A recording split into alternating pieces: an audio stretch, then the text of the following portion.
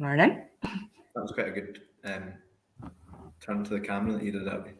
I didn't do it on purpose at all. I just noticed a massive pile of post behind me that I don't usually sit looking in this direction. So that's what happened there. Sorry. Great, Good morning, everyone. So what's the news today? What are we looking at? So there's quite a few things going on. Obviously, we've got the splash today on our front page today, which is about Ian Blackford saying that the Prime Minister, has to come before Parliament to explain his rule breaking. Oh, that's a weird way I said that there.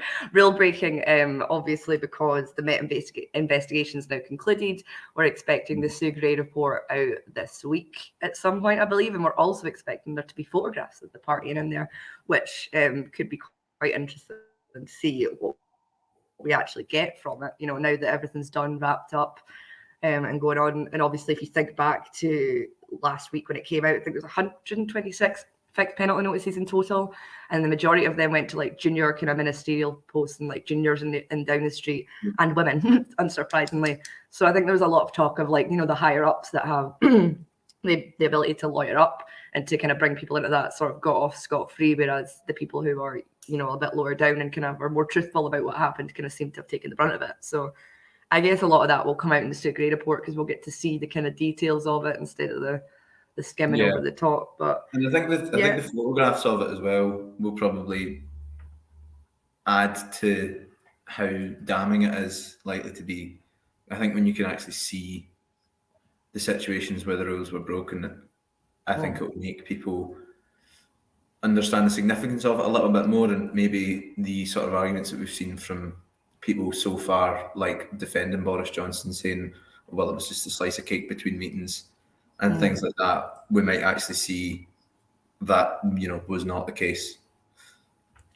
Yeah, I don't think... But dubious. I mean, I just think no matter how bad those pictures are, I mean, it's going to take like, I don't even know how to think of one in my head without coming up, but it's going to take like a really extreme picture of Boris Johnson doing something, I think, for him to quit.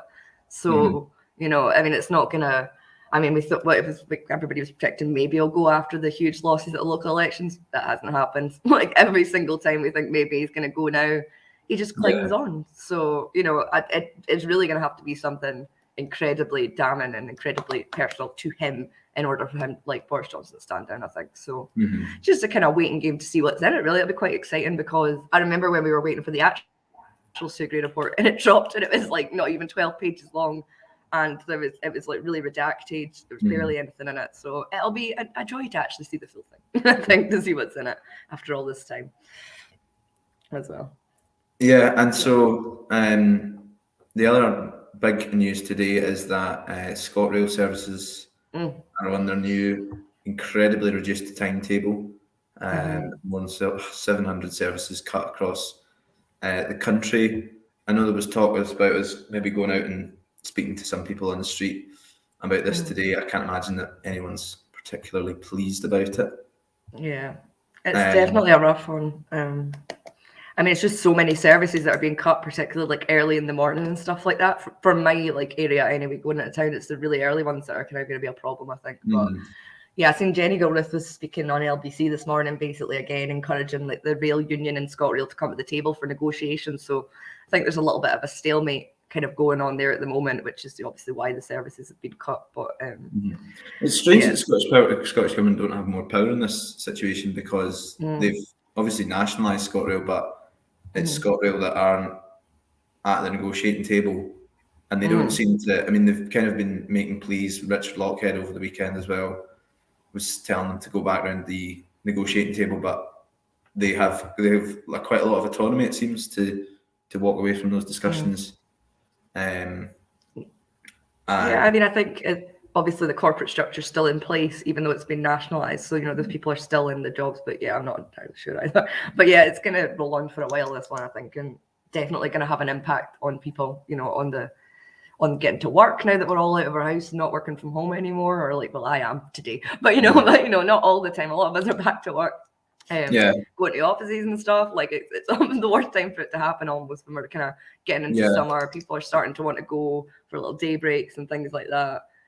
Yes, I think it's the ones between cities as well that are going to really have a big impact, particularly for things. I saw that it's something like it's before 11 o'clock at night, the last train back between Glasgow and Edinburgh.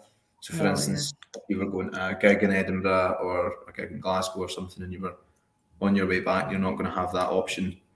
And that affects usually, not just in those two cities, but across that line that runs the whole length of the country, or breadth of the country. Yeah, I mean, and to rural areas as well. Like, there's only one train that goes to Dumfries, just because I'm from there. I always use this as an example. There's one train that goes there, or you can go to Lockerbie. I'm not sure how those services are being cut, but that's only 2 carriages, and it's always rammed, no matter what. So if those services are getting cut, it's just get worse. I think I read that the borders in sort of South Scotland area were like the worst affected because they don't have particularly great services to begin with, do they? No, they don't. No, you can't even get. You have to, if you want to go to like the Scottish borders and East Coast, you have to go to Edinburgh. Like, you can't come from Glasgow on the train. Like, you can only go like to the West Coast on the West Coast and that, unless you kind of go through Edinburgh. But I think like rural ones will be hit as bad as well. And going from Glasgow to Edinburgh, that's a massive commuter route. Like, I use that too, and usually there's a train at like 2:15 and 1:45 all the time, like Queen Street, the really fast one. So that's gonna hit people a lot because those are always busy, even if it's like the lunchtime one. Still, so that's gonna have a real big impact on people, I think. And the Fringe coming up as well. Like, that's not sorted by August. That's gonna be an absolute nightmare for Edinburgh. Because I've been on the trains coming into Edinburgh with the Fringes on, and it is literal chaos. So I cannot imagine what that's going to be like if the services aren't running at full capacity. The Scottish government could win in a fight against the nation's stand-up comedians and sword swallowers. I'd like blast them. We'll put that to them later and see. Would you go up for a fight against the Fringe people? But so that's going to be a big story that's kind of going on this week as well. So as you were saying, we'll probably get some people out to speak to commuters and things and see how they're feeling about it. But I think it's just one that's going to rumble on for a little while until it does get to a solution. There's some other stuff going on as well. So yesterday we had our front page. So the Sunday Nationals paper, we had the front page with an essay from Nicola Sturgeon about now's the time and why the debate about independence and a campaign for independence should take place.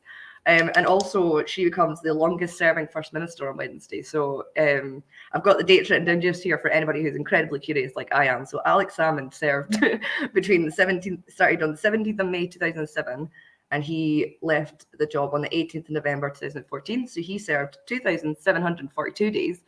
So Nicola Sturgeon took up First Minister role on the 20th of November 2014.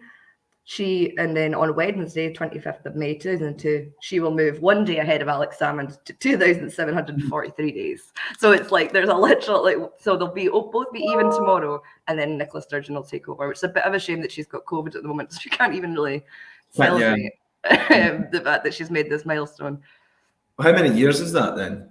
Oh, why are you asking me that? I've got the days written down. I don't know. So that's 2014 to 2022. Yeah. It's 8 years. Yeah, because it was like 7 of that year. Yeah, so you could be in like primary 4 or something. Nicola Sturgeon would have been First Minister from you being born. That's quite. You could be 8 years old. You could be a full.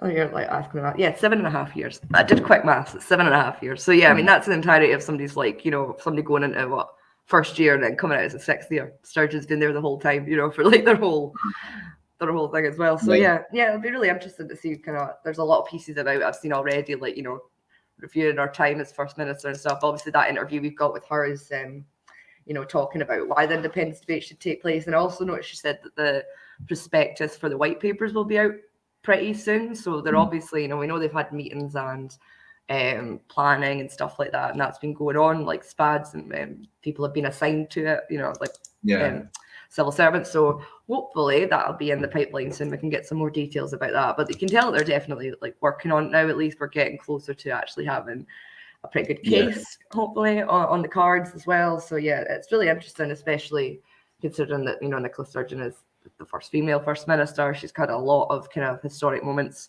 in her term. She's brought in the women's health plan and things like that. So there'll be lots of kind of coverage of this stuff this week as well. Yeah, I'm sure. And it's not as if she's exactly presided over a quiet period of politics. She's exactly.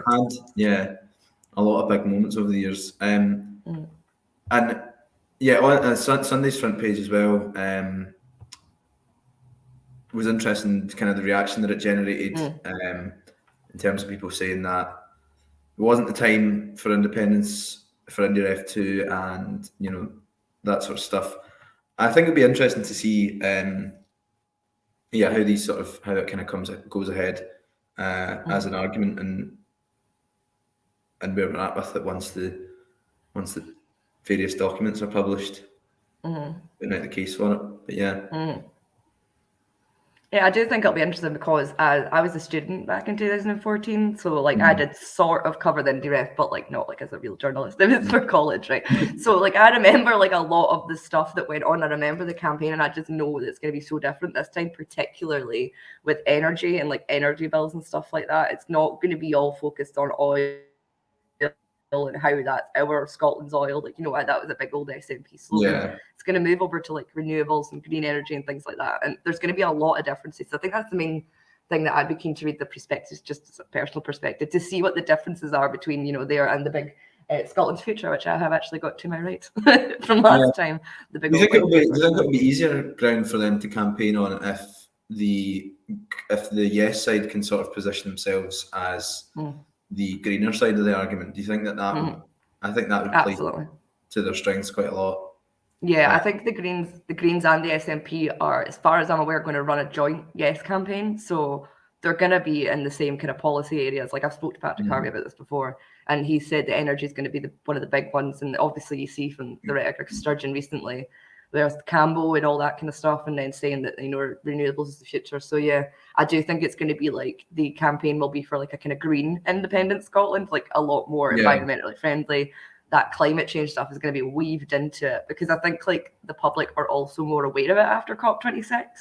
You know, like if you think of what happened at local elections and the Greens did really well, like they're, you know, I think that's something that has to be kind of taken into account for the kind of. I also think it kind of addresses that criticism of saying that now's not the time. If they're able to kind of position themselves as, you know, the green side of the argument, and paint the Westminster government as kind of being on the side of big oil and gas companies and that kind of thing, it allows them to make the urgency of the argument much better as well, because they say, well, actually, you know, we're on the green side of the argument. Now is the time that we've been warned by scientists, you know. So if they're able to do that, that'd be an interesting sort of. Yeah, because the UK government's policy. Yeah, the UK government's policy is like maximum economic recovery in the North Sea. It's drill for every drop, and they keep kind of signing off more projects as they go along. So that, I think, will become a kind of defining battle line probably of the IndyRef2. But that's just a personal opinion, because I think, especially with energy prices rising, though, like it is a thing that is affecting people right now, that, you know, we have absolutely no power to change because energy policy is reserved. So, you know, it's one of those ones where we're kind of stuck until we can get some more powers over it. So yeah, there's that. So that's a really interesting one still up on the website from the Sunday National. I'm also going to just drop my own story that I did for the Sunday National, just a little promo for it there. I did a kind of long investigative piece into the pro-choice and kind of abortion campaigners in Scotland back from the 70s kind of through to the 90s, and there's a lot of parallels with kind of what's going on with now with buffer zones. So that's a premium article, but we do have a free 30-day free trial subscription on at the moment. So if you do want to subscribe and read that, that's going on right now. I've sourced a lot of kind of pictures from the Glasgow Women's Library and the Mitchell Library, who were really helpful with that. And there's a really funny one that's on my Twitter page. I wish I could put it up right now, but it's a Tory MP called John Corrie who tried to bring in like the really strict restrictions on the Abortion Act in like 1979, because he got a private member's bill so he could choose what to put forward, and it got really close to going through. But there's these amazing leaflets where they've like drawn him like a pregnant man, and he's wearing like a little floral dress and holding a Harrods bag, and it's like, what would happen to John Corrie if he wanted to get an abortion right now? And it's just like so funny because they obviously targeted him like a big bad. So it's really interesting if you're interested in what's going on with buffer zones at the moment. So yeah, that. Hopefully Sophie, who's on, will link that below. But yeah, so we're good. Oh, there she goes. She's found it. Isn't it so funny? So that was in the Women's Library. They've got like loads of resources. And this is one of the pamphlets that they like put out to kind of raise awareness of like what his bill was going to do, which would basically just make it harder for women to get one and give doctors more of a get out if they didn't agree with it. You know what I mean? So Yeah, it's really interesting. It's a very fun investigation. That's a brilliant illustration, isn't it? Isn't What it was it so say? good? If John Corrie MP was pregnant after his bill becomes law. Yeah, it's like, what would the impact on him be? So I love that they've done that. And like, if you can't really see it, but it's like he's got a little tag on it that says like Harrods, like he's got a fancy bag. So it's just, I love that they were taking the mick out of him. They had like lots of kind of marches and stuff. Some of the biggest marches back in the 70s were against Corrie's amendment and stuff, which I didn't realise because he's a Scottish MP. And I didn't realise that, because all the MPs who were trying to restrict abortion rights were Scottish, that Scottish women were like, well, we're not having that. So they decided to protest against it, as well as alongside like the kind of UK-wide one. So yeah, it was really interesting to find that out. I didn't know a lot about that until I started digging. So if anybody fancies a read instead of me rambling on about it. Now's the best time to do it because you can get it for free. Indeed. 30 free day trial, and you get to read all of our amazing premium articles, and I've usually got a couple with some graphs kicking about as well if that's your jam, so there's that too. Yeah, I'm trying to think what else we had on today. Obviously I think the only thing to look out for this week is probably Northern Ireland, what's going on in there. I need to actually catch up on what's been happening on that this morning, but yeah, I think I'd seen in our paper this morning that the leader of the Lions Party had said that Northern Ireland's been used as a plaything by the UK, and she can understand why the DUP are angry at the UK government and things like that. So that's a kind of update on what's been going on a little bit. But that story's going to keep rumbling on, I guess, until we get Stormont reformed.